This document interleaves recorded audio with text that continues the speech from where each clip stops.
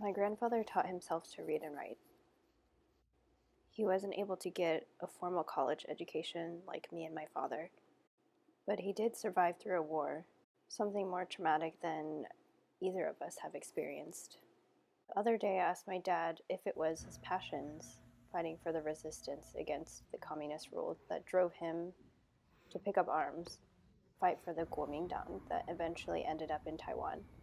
In America, freedom is such a rallying cry that I naturally assumed, oh, maybe that's why. That's why he left home at a middle school age and took up arms, left everything he knew. But my father looked at me and he said, times were different back then. Your grandfather and many others were thinking of a matter of survival. What could best lead them to their next meal or to not get killed? People were being swept off the streets involuntarily to join the army. It just became less of a matter of principle to some level. I've been extremely fortunate to never have to encounter a situation like that in my lifetime.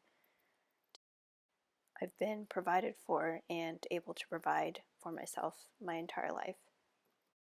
And I owe so much of it to one man who made decisions in tough times and whose grit never ceased to amaze me.